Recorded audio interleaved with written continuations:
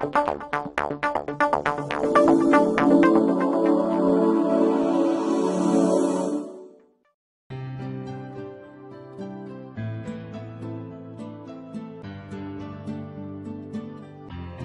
living organisms tend to change their position or move as an attempt in response to the change in their environment to their advantage or protection. Anything or change in the environment that causes an organism to react is called stimulus, and the reaction or action of organism in reply of the stimulus is called a response.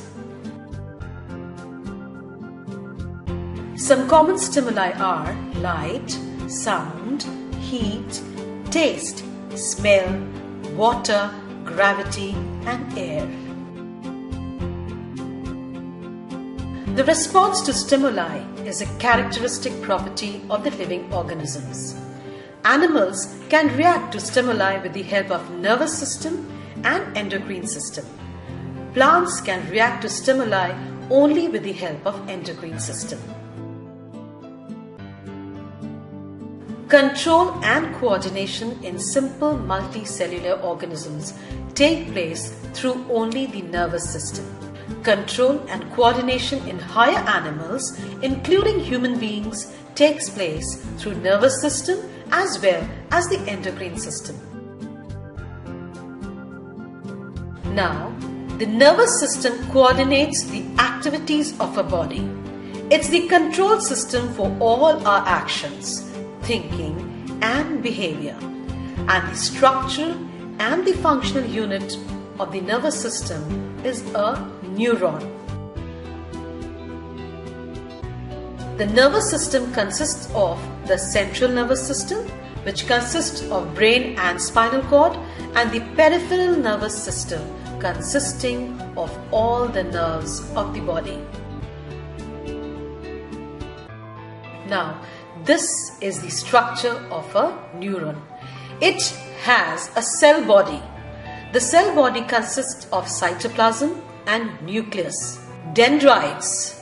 Dendrites stretch out from the cell body of a neuron and is the shortest fiber on the cell body. The axon is the longest fiber on the cell body of a neuron and has an insulating and protective sheath of myelin around it. And a synapse. It is the microscopic gap between a pair of adjacent neurons over which nerve impulses pass when growing from one neuron to the other. Brain is the part of the central nervous system and consists of a forebrain, midbrain, and a hindbrain. Cerebrum, the largest part of the brain, is present in the forebrain. It is the main thinking part of the brain. It has different areas for performing different functions. It also has sensory areas where information is received from the sense organs and gives the body the sensation of feeling. It also coordinates all the voluntary actions of the body.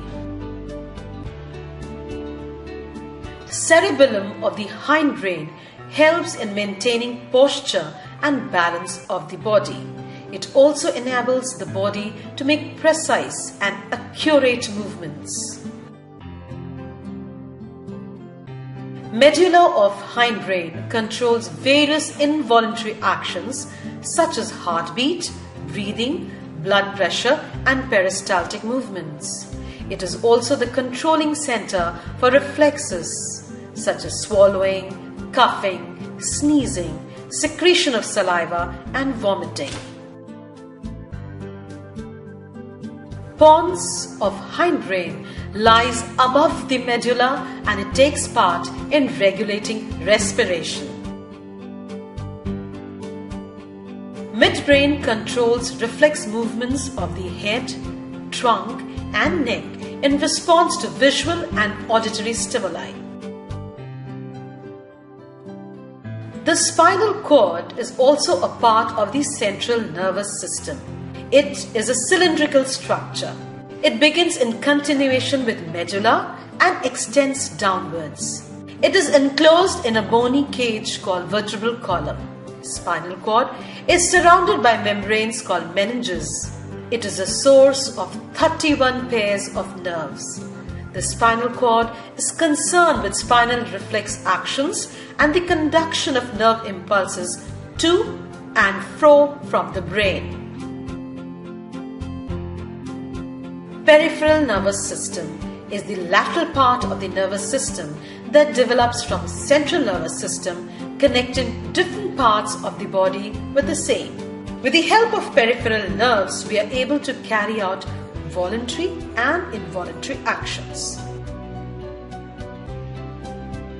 Voluntary peripheral nervous system, also called the somatic nervous system. This is under the control of our will.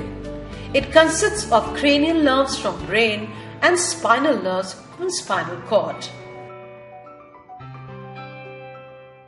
Autonomic nervous system. The autonomic part of a peripheral nervous system ensures that all our internal organs and glands function smoothly. Our autonomic nervous system has two parts, the sympathetic and the parasympathetic. Both supply essentially the same organs but cause opposite effects. This is because the activating chemicals or neurotransmitters are different. For example, sympathetic nerves system causes constriction of peripheral blood vessels, dilation of pupils, increased blood supply to heart, whereas parasympathetic nervous system causes dilation of peripheral blood vessels, constriction of pupils, reduces heartbeat, etc. Students, you can also check out other science lessons through the links given on the screen. Thank you, children.